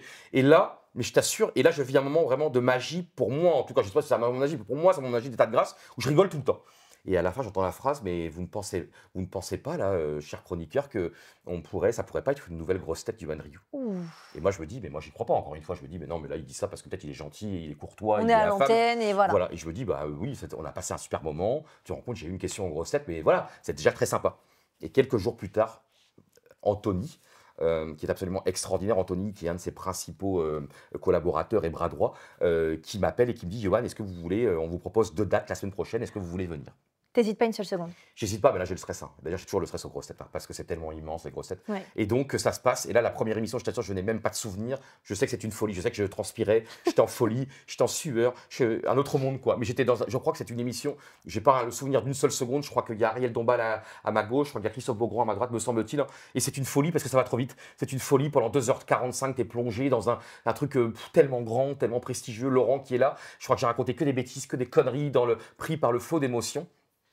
Et voilà comment ça a commencé. Mais là, à ce moment-là, est-ce que tu te dis pas, donc ton année 2019, entre les grosses têtes, Danse avec les stars, est-ce que tu te rends quand même compte que ça y est, tu n'es plus que connu par les gens qui sont passionnés de foot, mais ça y est, on est en train de faire connaître Yoann Rioux au grand public. Tu t'en rends compte de ça ou pas? Non, parce qu'en fait, je pars toujours du principe que ça va s'arrêter le lendemain. Tu vois, vraiment, je suis quelqu'un qui, tu vois, tout est arrivé du jour au lendemain. Parce que regarde, si j'envoie pas cette lettre d'amour, parce que sur un coup de tête, tiens, je vais écrire une lettre d'amour. Bien sûr. Il n'y a pas l'histoire. Donc toute ma vie, ça a été du jour au lendemain. J'ai reçu un coup de fil de Yoann, est-ce que ça te dirait de? Est-ce que ça te dirait de? Est-ce que Yoann, tu vas revenir à Paris? Yoann, tu vas partir là. Mais je comprends tout ce que tu dis. Donc j'ai pas de plan de vie, pas de plan de carrière, et que je pense toujours, j'ai toujours ça en tête. Yoann fait chaque émission comme si c'était la dernière. Fait chaque émission comme si le téléphone ne sonnera plus tout à l'heure. Tu vois le truc? Oui. Et c'est comme vous, je pense, les danseurs de Danse avec les stars aussi, vous, c'est quand même un truc de dingue. On ne sait pas si on va être repris chaque année. Jamais Non. Mais alors, moi, je comprends tout à fait. T'imagines la folie du truc? Oui, on est un peu fous, nous tous, les artistes, les passionnés comme ça. Mais est-ce que tu te rends compte quand même qu'aujourd'hui, tu es toujours là, on t'appelle toujours, tu viens, là, on vient de tourner, tu l'as dit tout à l'heure, des vendredis tout est permis. Tu fais les grands concours aussi avec Arthur. Mais je pense que c'est vraiment sur un fil. Parce que tu peux lasser, les gens peuvent en avoir marre de toi. Et donc, c'est pour ça que tu es pareil, je sais, avec Danse avec les stars notamment, il faut tout donner. Moi, par exemple, je te dis vraiment, avant d'aller aux grosses têtes, je suis toujours stressé. C'est peut-être la seule émission où vraiment je stresse énormément. Par respect déjà pour Laurent Ruquier, parce que moi je trouve que c'est un privilège et un honneur absolument incroyable d'être aux grosses têtes et de pouvoir travailler avec Laurent Ruquier. Je suis d'accord. Enfin, c'est vraiment un truc de dingue pour moi, mais j'en reviens pas. Peut-être que les gens vont penser que c'est exagéré ce que je dis. Non, je trouve aussi que les grosses têtes, c'est quand même l'émission. Il y a toujours le stress, putain. Il y a toujours, parce que tu n'as pas envie de décevoir, tu n'as pas envie de trahir. T'as pas envie qu'ils te disent, ouais, mais j'ai pris Yoann, mais en fait, c'est un tocard. Enfin, je suis un tocard, hein, mais tu vois le truc. Non, mais la peur je veux tellement pas le décevoir. Enfin, ou tu vois, j'entends tout ce que tu dis. Et il y a une boule au ventre. Hein. Enfin, il n'y a pas la boule au ventre, mais il y a le stress. C'est un très bon stress. Hein. C'est de l'adrénaline. Et ça te... Toi, t'as pas le stress, Inès, ou pas? J'ai de l'adrénaline. Donc, t'as pas de boule au ventre? Alors, le stress me fait perdre mes moyens. Je pense qu'aujourd'hui, le stress fait perdre... Enfin, quand même, le stress, pour 99% des gens, ça peut faire perdre les moyens. Il faut faire une différence entre le stress et l'adrénaline. Le stress qui te paralyse et l'adrénaline qui te galvanise. Exactement. Moi, j'ai de l'adrénaline. Bien évidemment que de temps en temps, j'ai des coups de stress. Et quand j'ai des coups de stress, je remarque que je suis moins performante. Ah oui. Tu comprends ou pas cette... Oui, mais jamais, par exemple, je sais qu'on parle beaucoup de Danse avec les stars parce que tu es une des stars de Danse avec les stars, et jamais tu t'es dit, avec tous les candidats que tu as eus, de se dire, tu sais, à un moment donné, tu es là dans la semaine, ah merde, je trouve pas la Corée, j'y arrive pas. Tu t'es jamais dit, ah là, je peux pas. Je vais reparler de mon grand-père, mais il m'a toujours dit que tout problème avait une solution. Ouais. Donc, là, je me dis, là, à l'instant T, je galère, laisse-moi 5 minutes. Ah ouais. Et je laisse ma célébrité aller prendre un café. Laisse-moi 5 minutes, je vais trouver la solution. Parce que mon grand-père m'a toujours dit que tout problème avait une solution. Et même Inès sur le parquet, parfois, ou pas forcément dans Danse avec les stars, mais à Bad Pokora, avec les artistes que tu as accompagnés sur scène, jamais, merde, j'arrive plus là, je trouve plus le pas. Je sais très bien que vous êtes des super grands artistes, mais t'as jamais eu le doute même, oh zut, je suis paumé, j'arrive plus, je doute de moi, je doute de mon talent. Alors, douter de moi, si. Douter de moi, bien sûr, mais je pense que c'est ce qui m'a fait progresser toute ma carrière, le doute. Je doute, donc je vais encore plus travailler. Je vais encore plus travailler pour pas douter. Tu vois ou pas ce truc? Mais finalement, le doute, il est toujours un petit peu présent. Mais c'est grâce à ce doute que j'ai redoublé d'efforts pour travailler encore plus. Bien sûr. En fait, on en revient à ce qu'on disait tout à l'heure. Les passionnés sont des travailleurs parce qu'on aime ce qu'on fait. Je pense. Mais par exemple, vous, c'est ça qui est extraordinaire. Souvent, c'est une question que je me pose. Je ne l'ai même jamais posée à Emmanuel. C'est 4 mois de votre vie, Danse avec les stars. Mais comment au quotidien, finalement, vous vous entraînez? Est-ce que vous vous entraînez tous les jours? Est-ce que Inès, tu danses tous les jours? Non. Est-ce que tu as un endroit? Comment, d'ailleurs, vous cultivez votre don et votre art au quotidien? Ben, moi, je le cultive plus tant que ça. Aujourd'hui, l'animation prend beaucoup de place dans Ah ma ouais. vie. Donc, j'ai décidé de faire ce choix d'avoir la danse dans ma vie à une petite partie de l'année, Ah oui. de donner des stages de danse aussi. Mais ça reste une petite partie, tu vois, seulement. Et ça, c'est un choix que j'ai fait. La danse a pris une place très, très, très, très, très trop importante dans ma vie. Ah oui. Aujourd'hui, je laisse la place à d'autres choses, D'accord. tu vois, mais tout le monde ne le pense pas comme moi, ça c'est quand même très personnel. J'ai envie d'entreprendre encore plein de choses dans la vie. Mais toi, qu'est-ce que tu n'as pas encore fait? Il y a encore une question pour toi, Inès. Est-ce que j'y pense? Je t'adore. Non, c'est intéressant parce que vous, il y a aussi, vous donnez tellement, je vous vois, je vous ai vu, vous donnez votre âme pendant Oui. déjà rien que ces 4 mois déjà, mais tellement plus par ailleurs. Mais il n'y a pas un moment donné aussi le corps fatigue, vous les si. artistes, les danseurs et danseuses, Oui. il n'y a pas un moment donné aussi où malheureusement vous pouvez être trahi un jour par votre corps. Toi, comment il va ce corps? Comment on en prend soin aussi? Alors le mental va prendre le dessus. Quand le corps va pas bien, c'est le mental qui prendra le dessus. Le plus difficile, c'est pas d'avoir le corps en vrac, c'est d'avoir le mental en vrac. Voilà. Extraordinaire phrase. Ça, c'est pas très grave d'avoir le C'est corps. pas le corps en vrac qui est le plus grave, c'est le Non, mental. c'est le en mental. vrai. Le corps, tu vas dormir 2 jours, Ah. tu vas aller te faire masser, tu vas bien t'hydrater, ça va aller. Tu vas revenir, tu vas revenir. Regarde, tout le monde revient d'une blessure. Tout le monde ne revient pas d'un burn-out. Ah, Tu c'est vois? très touchant. La blessure du cœur, elle est plus compliquée Ah. à cicatriser. Donc, prendre soin de son mental avant tout. En fait, si tu prends soin de ton mental, en étant sportif, je pense que le corps suit. Tu vois, toi qui évolues avec des sportifs au quotidien, tu les connais, tu les interviews, on les voit. Alors oui, c'est dur d'avoir une blessure physique. Mais si tu es fort là-haut, là, Ah ouais. tu reviens. Et est-ce que Inès, parfois, mais je devine la réponse, est-ce que parfois tu as dansé en étant en vrac justement au niveau du cœur et de la tête? Ah oui. Des fois, tu ouvres la porte de la salle de danse et tu as appris de mauvaises nouvelles dans ta famille. Ouais. Et là, tu es tout sourire parce que tu fais de la télé et qu'il ne faut pas que ça se voit. Parce que c'est pas parce qu'on fait de la télé qu'il ne faut pas que ça se voit, c'est parce que tu es au travail. Parce que quelqu'un qui est au travail en CDI dans un bureau, c'est pareil. Ah ouais, bien sûr. On lui demande pas d'arriver avec ses états d'âme. Ben moi non plus, on me demande pas d'arriver avec mes états d'âme, Donc parfois, tu as dansé devant des millions de gens. bien sûr. Et je pleurais 5 minutes avant, Ah, bien sûr. évidemment. Et danser te faisait du bien ou Oui. c'était vraiment à l'heure quand même? Ah non, non, danser a été ma thérapie. Ah ouais. Mais être triste, bien sûr que je l'ai été. Mais toi, t'es triste parfois, Yoann? Ça t'arrive?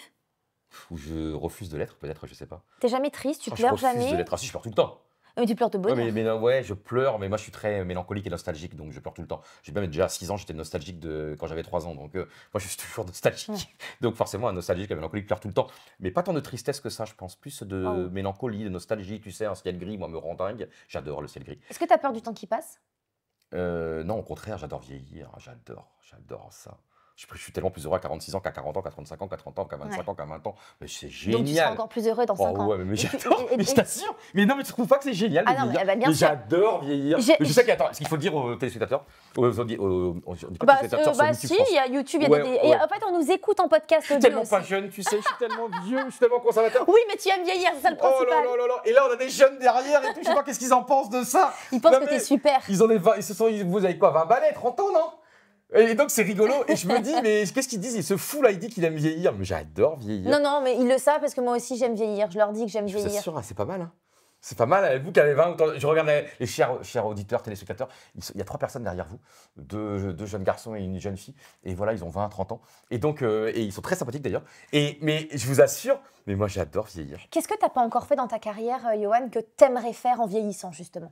Ah mais justement, vraiment, il ne sait pas que je veux pas te répondre.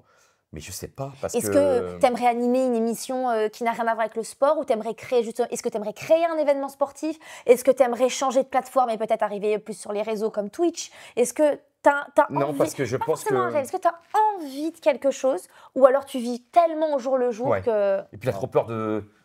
Je pense qu'il faut... Enfin, il faut déjà avoir conscience de la chance qu'on a, quoi. Mais t'en as Moi, conscience j'ai de une ça. chance déjà incroyable. Et donc, même, c'est ce qu'au soir, je me dis, et c'est vraiment pas fin, hein, si ça s'arrêtait demain, mais...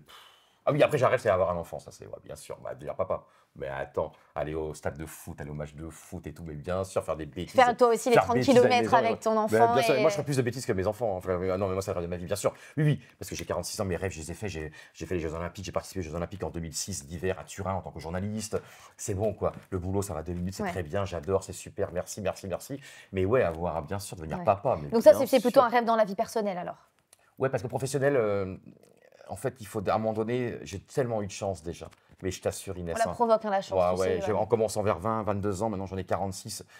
Vraiment, si ça s'arrêtait maintenant, et si tout le monde me disait, Johan, stop, stop, stop, bah, ça sera déjà, je leur dirais merci. Et toi, tu veux dire maman ou pas? Bientôt ou t'as le temps? Ou t'as envie déjà? Je sais pas. Aujourd'hui, j'ai personne dans ma vie, donc c'est difficile de dire Bien oui, j'ai sûr. envie d'avoir un enfant. Peut-être que le jour où j'aurai rencontré la bonne personne, je dirais je rêve d'avoir un enfant. Bien sûr. Je ne suis pas quelqu'un qui a des problèmes à revenir sur ce que j'ai dit. Donc je peux te dire aujourd'hui, je crois que je veux pas d'enfant, et je peux te dire dans un Bien mois, sûr. ah ben il y a un mois je t'ai dit ça, mais aujourd'hui, eh ben, j'ai changé Mais d'avis. évidemment. Mais bien Et non, sûr. mais on est dans une société aussi où on n'ose pas dire, tu vois, c'est comme l'échec, où on n'ose pas dire, bah là j'ai changé d'avis et finalement ça je veux plus le faire, ou justement ça je veux le faire. Et moi c'est l'histoire de ma vie. Mais évidemment. De me réveiller le matin et de dire, ah bah hier j'avais pas envie, Mais- bah aujourd'hui oui. Mais évidemment, Inès, je Tu suis vois totalement d'accord avec toi. Enfin, parce que la vie est tellement folle et tellement dingue, Ouais. donc du jour au lendemain, évidemment, le cerveau peut changer, le cœur peut Oui. changer, les tripes peuvent Toi changer. tu disais que tout peut changer dans la journée. Mais bien sûr. Moi, je suis presque comme toi, presque aussi solaire que toi, on va dire. J'ai encore une bonne marge, hein. Mais moi, je dirais que tout peut changer du jour au lendemain. Et donc, du coup, j'ai cette conscience-là. Je sais que tu J'ai vu que tu la connais séquence l'oracle. avec Arnaud Je de sa sais que mère, tu j'ai connais vu. l'oracle Il faut des que je anges. pose, alors il faut que je me pose une question dans la tête. Alors, une question où tu penses à quelqu'un, à quelque chose, à un événement, à... Ok. Voilà, je vais te laisser... Et Arnaud de sa mère, c'était très touchant parce que c'était la compassion, je crois, le mot. Oh à là la là, fin. alors là, tu me... Ouais, c'était très beau. je Il ne a sais vu plus. et c'était très très beau la phrase. Est-ce que tu peux couper le jeu avec ta main gauche Bien sûr. Je suis gaucher en plus. et ne pas nous dire ta question, ne pas nous dire ce à quoi tu as pensé, ça te regarde et c'est Ok. dans ton cœur et dans ton âme. Par contre, veux-tu bien nous lire la carte, s'il te plaît? Oh, c'est touchant. Vérité. Ah, très beau mot. Vérité. Oh, toi, tu es vrai. La meilleure façon de traverser ton épreuve actuelle est de dire la vérité. Contrairement à ce que tu penses, personne ne sera blessé si tu exprimes exactement ce que tu ressens. Mais alors, c'est ce que tu dis depuis le début de cette interview. Tout à l'heure, tu as dit, et ça m'a beaucoup touchée, quand j'ai envie de dire quelque chose à quelqu'un, je le dis. Si j'ai envie d'envoyer un message, je le fais. Ah ouais. En fait, toi, ta vie a été faite de vérité. C'est-à-dire que C'est vrai. Saint-Valentin, tu as envie d'envoyer une lettre, t'envoies la lettre. Tu réfléchis. En fait, non pas Je que tu réfléchis réfléchis pas, Pas trop, mais non, non. en fait, tu fonces. Ouais. Et toi, je pense que un des mots qui te caractérise le mieux, c'est que tu es quelqu'un qui dit la vérité. Tu es vrai. J'espère, je pense bien sûr, carrément. Alors, bien sûr, je pourrais dire que tu es aussi très solaire, que tu es d'une gentillesse incroyable, mais là, ce qui ressort de cette interview, c'est la vérité. Bah, il faut. Et puis tu vois, ton format est magnifique. Franchement, ton interview est vraiment. Et j'ai bien regardé ton C'est interview gentil. avec Arnaud de sa mère parce que c'est propice. Ça ressemble à l'émission que j'adorais sur France 2, Thé ou Café avec Catherine Sellac. Oui, c'est vrai. Moi, j'adorais ça, moi, le week-end, le matin. J'adorais cette émission qui n'est plus à l'antenne, Non, je crois. je crois pas. C'était déjà. Et Non, tu non. vois, là, on est Ouais. tranquille. On se connaît. En plus, on a vécu Oui, déjà oui. une aventure commune extraordinaire pendant plusieurs mois. Et c'est magnifique, tu es une super intervieweuse. Tu vois, c'est propice aux confessions, non mais c'est vrai. Et puis c'est bien à un moment donné dans ce monde qui va très vite, de s'arrêter quelques instants, une heure et De demie, prendre le temps. et de parler un petit peu, d'échanger de comment ça va tout simplement. Raconte-nous un peu ta vie, raconte-nous un peu tes épreuves, raconte-nous un peu par quoi t'es passé. Mais en fait, c'est ça. Le podcast, il a été fait pour ça. Et je vais même. Je suis pas certaine de l'avoir déjà dit, mais d'où vient ce podcast? Ce podcast, c'est l'envie de faire ce que je fais déjà sur Danser avec les stars. Je m'explique. Sur Danser avec les stars, on est là pour vous apprendre à danser, vous les célébrités. Ah. Mais moi, ma mission première, elle n'est pas là. Ma mission première, quand je suis arrivée sur DAS, je me suis pas dit. Je vais absolument apprendre à ma célébrité à danser. Non, ma mission première, c'était je vais faire découvrir au grand public qui se cache derrière la personnalité publique, qui est l'homme. Moi, c'était ça ma mission. Quand je suis arrivée, ma première saison en 2019 avec Ladji Doucouré, ma mission, et vraiment, je le dis en toute sincérité, c'était que les gens soient touchés par Ladji et apprennent à découvrir qui est Ladji Doucouré. Et ce podcast, il est fait pour ça. Ah. Il est fait pour découvrir qui est l'homme, la femme, qui vient s'asseoir sur ce canapé, qu'on a déjà vu à la télé, qu'on a déjà entendu à la radio. On sait qui c'est, on croise dans la rue, on fait « mais si, je le connais ». Non, tu le connais pas. Mais grâce à cette interview, tu vas apprendre un petit peu à le connaître. Parce qu'Inès aussi, et c'est dans le prolongement de ta vie de danseuse, c'est l'écoute. Toujours. L'écoute de la danse pour créer la chorégraphie, Oui. l'écoute du partenaire dans les bras dans lesquels tu Et es. l'amour de l'autre. Voilà. Et l'écoute aussi, parce que tu as un art d'écouter. Écouter le son, écouter la musique, Oui. écouter le rythme, écouter le... Je me souviens d'Emmanuel, hein, quand elle préparait les chorégraphies, tu sais, quand Ouais. elle créait les pas de danse. Tu sais, non, mais vous avez Oui. un art de ça. Oui, on a l'art de savoir écouter ce qui est en train de se passer. Et moi, j'aime la vie et j'aime les gens. Et tu vois, t'avoir en face de moi, Ah, mais j'ai pas ça mon magique. Hein, dans ce franchement. canapé à discuter avec toi, Et ça passait très vite. Hein. c'est passé Mais trop vite. moi, j'ai adoré ce moment-là parce que c'est génial, tu vois, tranquillement, posément, de passer un moment où, tu vois, on se confie sur nos doutes, sur nos espoirs, sur nos blessures, sur nos failles. Moi, j'adore nos fêlures, fantastique. Et je voudrais qu'on immortalise ce moment. Est-ce Ah, que tu viens de dire avec le polar, Le Kodak, ouais, je sais pas quoi, Polaroid. Ouais. avec notre Mais petit bien polar. sûr. Est-ce que quelqu'un peut nous faire une jolie photo pola, les amis, s'il vous plaît? C'est au tour de Mathieu. Parce que, C'est très sympa, vraiment, en c'était fait, vraiment très sympa. quand je vois ce pot-là, après, je me souviens de ce qu'on s'est dit. Ah, En fait, tu vois, l'image fige un ouais. moment hors du temps. Super, super. Viens, mon yo-yo. 1, 2, 3. Merci. Merci à mille toi. fois. Je crois que tu as des beaux invités, hein. Je crois que tu as des très très beaux invités. Bah là, oui, j'ai Yoann Rioux. Ouais, mais tu as des super invités, des super invités et tout. Tu es Et Marine un L'Orphelin, super c'était invité. super aussi. Marine L'Orphelin, formidable aussi, quoi. Je vais profiter de ce moment pour te dire à quel point je t'apprécie.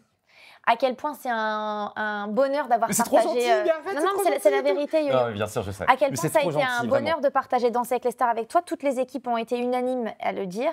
Tu es une personnalité, tu débordes d'énergie. Bien sûr. T'es la personnalité la plus en folie pour moi en télé. Non, mais T'as c'est vu quand vrai. on a fait la VTEP il y a quelques jours, là. Il y a quelques jours, On a craqué, quoi. On a mais- pété les plombs. Mais tu as pété Non, les non, plombs. toute la bande. Toute l'équipe. l'avant. Mais grâce à toi, tu nous as insufflé ce souffle-là. C'était fou. Et merci d'être toi et merci pour cette Et interview. merci vraiment, c'est incroyable. Et tu vois, on aurait dû le faire il y a quelques semaines et je rentrais d'un voyage, Oui. donc ça s'est joué à quelques heures près. Et là, quand on s'est revu à VTEP, tout de suite, je t'ai dit, si tu veux, on le fait cette fois-ci. Et là, voilà, je suis là et j'ai passé une heure merveilleuse. Et ben merci du Et fond on le du cœur. partagera aux gens, évidemment. Bien et, sûr. et voilà, et oser, aimer. Et puis, j'espère que vous rencontrez une Inès Vandamme dans votre vie aussi. Oh, bah alors, surtout, et surtout, Yoann Rio, merci pour tout, merci de nous avoir suivis.